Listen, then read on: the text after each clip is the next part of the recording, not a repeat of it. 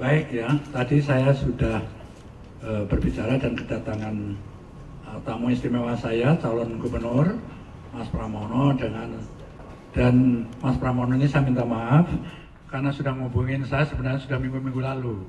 Hanya karena waktu yang cocok maka baru hari ini bisa terlaksana gitu. Maaf, bahkan saya nggak ingat kapan gitu. Dan beliau ini sudah berapa kali ke rumah saya juga. Ya dulu dengan Mbak Mega juga pernah sendiri juga. Gitu. Udah lama ya. Dan juga pada saat pemerintahan Pak Jokowi yang periode pertama bersama-sama di kabinet, beliau sebagai sekretaris kabinet, saya sebagai kepala BIN, jadi makin akrab gitu. Itu dengan calon gubernurnya. Nah dengan Sidul ini yang paling saya ingat adalah saat saya Panglima terpilih jadi gubernur dan saya harus pindah rumah dari Jalan Tengku Umar ya, di sebelah perempatan itu, harus pindah ke rumah dinas gubernur di Taman Suropati. Itu kalau ditarik garis lurus hanya 100 meter saja, tapi lalu diacarakan sama Sidul, sama Mandra, sama ceweknya siapa? Modi, ya Jainal ya. Dia yang rancang Bang Yos pindah, Pak Sutioso pindahnya harus dengan adat Betawi. Jadi rancang, yang harusnya 100 meter tadi dikelilingkan di jalan Imam Bonjol, Diponegoro gitu, saya disuruh naik andong, barang-barang saya dimasukkan di opletnya Sidul, ya, disupirin Mandra. Itu sangat terkenang sekali bagi saya ya. Dan yang paling terkesan gak pernah saya lupakan adalah nama Bang Yos adalah yang ngasih itu Sidul, itu yang ngasih nama Bang Yos. Ya. Begitu lebih dikenal dari nama saya aslinya, ya sampai cucu saya kalau ditanya kamu cucu siapa? Cucunya Bang Yos. Ya terima kasih ya Sidul ya. Saya tadi sudah bicara bertiga ya, tentu saja sebagai senior saya terbuka ya, calon siapapun yang akan silaturahmi ya monggo saja, silahkan, saya terbuka.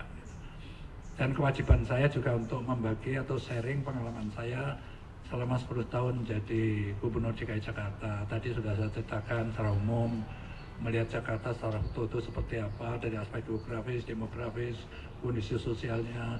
Sudah saya ceritakan juga masalah-masalah klasik yang nggak selesai-selesai seperti macet, banjir, kependudukan dan lain sebagainya.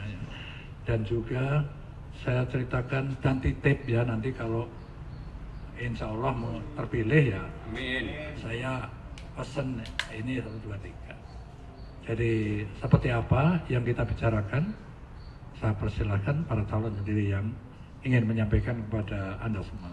Silakan Mas Bram. Di Bang Dul dan juga teman-teman sekalian, saya secara pribadi dengan Bang Yos seperti yang disampaikan Bang Yos mempunyai hubungan yang sangat-sangat panjang.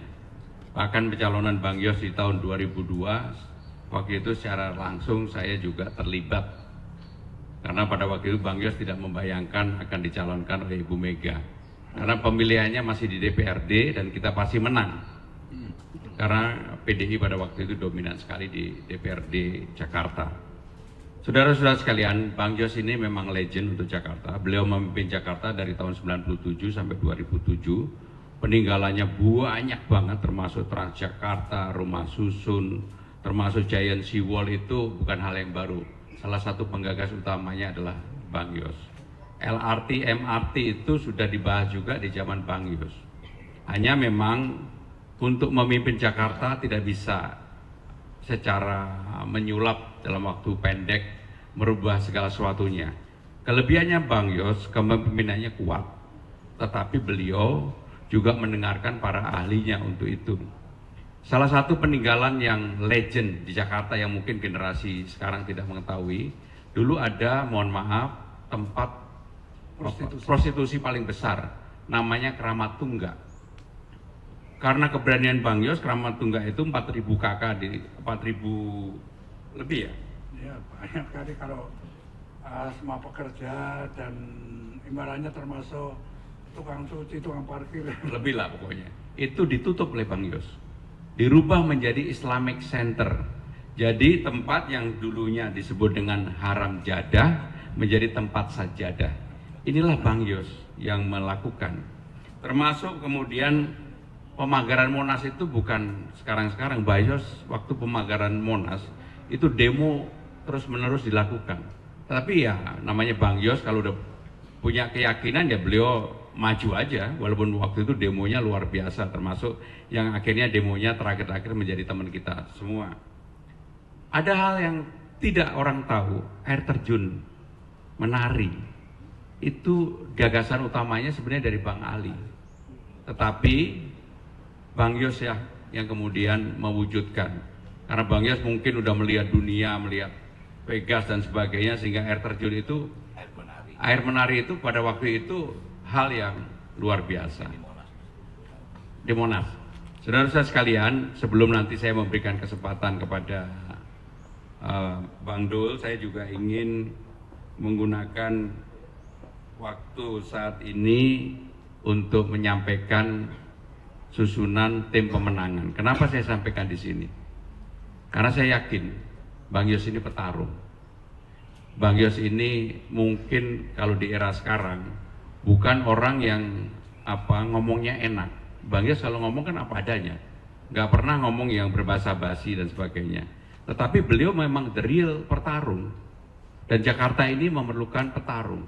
Saya dan Bang Dul ini hanya didukung 15%, tapi kami berdua Bang Yos, Bang Yos pasti tahu saya dan Bang Dul ini pasti petarung. Sehingga saya ingin mengumumkan susunan tim pemenangan ini di tempat ini dengan sengaja. Berkali-kali saya ditanya, tetapi saya akan umumkan. Seizin Bang Dul saya bacakan ya. Yang utama saja. Untuk Dewan Pengarah, ketuanya adalah Todung Mulya Lubis, Profesor Todung Mulya Lubis. Nanti ada Aming Adi Wijaya, itu Aming, ada Kiai Haji Taufik Damas dan seterusnya. Tetapi untuk nanti kami akan bagikan nama-nama detailnya. Untuk Ketua Dewan Pengarahnya adalah Profesor Todung Mulya Lubis. Untuk Ketua tim pemenangan, ini kan ditunggu-tunggu. Selalu pertanyaannya adalah apakah Mas Anies atau Pak Ahok. Pak Ahok bertanggung jawab secara nasional untuk pilkada, dan Pak Ahok sudah berkali-kali berkomunikasi dengan saya akan membantu all out untuk itu. Termasuk sekarang kan Ahoker juga secara terbuka sudah mendeklarasikan akan memberikan dukungan kepada saya dan Bang Dul.